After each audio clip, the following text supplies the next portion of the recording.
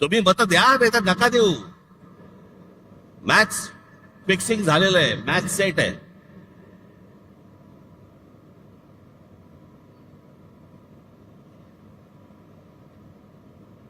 अशा महाराष्ट्रामध्ये निवडणुका होणार.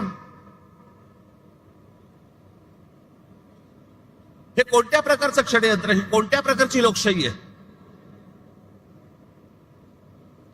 आणि नंतर सांगायचं नाही नाही ह्यांचा एकही आमदार निवडून नाही आला, ह्यांचा एकही खासदार निवडून नाही आला. अरे येईल कसा?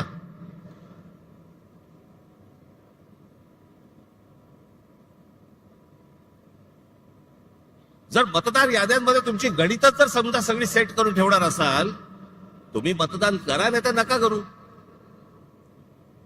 रिझल्ट अगोदर ठरलेला आहे.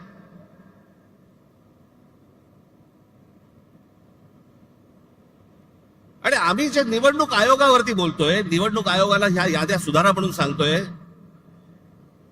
मला समजत नाही सत्ताधारी पक्षाचे लोक का चिडतायत. लागतंय ना कुठेतरी.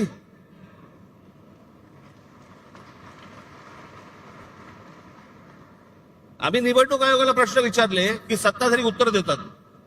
तुम्हाला कोणी विचारलं?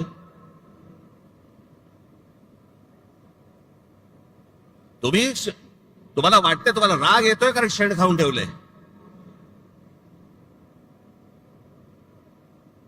सगळ्यांना माहितीये, महाराष्ट्रातल्या अगदी गल्ली गल्लीमध्ये सगळ्यांना माहितीये की ही सत्ता कशी आली, ती कशा प्रकारची सत्ता आणली जात आहेत, कशा प्रकारचं राजकारण सुरू आहे.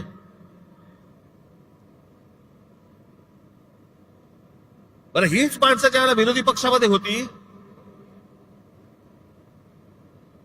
त्यावेळेला आता जे मी बोलतोय तेच गोष्ट बोलत होते. सत्तेमध्ये ज्यावेळेला वेगळे असतात आणि ही आता सत्तेतले ज्यावेळेला विरोधी पक्षामध्ये होते त्यावेळेला काय बोलले? माझ्याकडे एक नरेंद्र मोदींचं माझ्याकडे एक भाषण आहे आसाम मधलं, त्याच्या भाषणाची शेवटची जी 10 सेकंद 15 सेकंद आहेत ना, ते नीट ऐका. लावा. मैं आज सार्वजनिक रूप से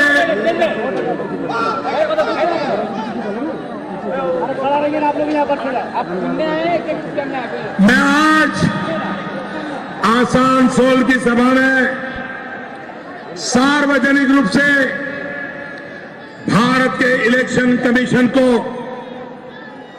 गंभीर शिकायत कर रहा हूं.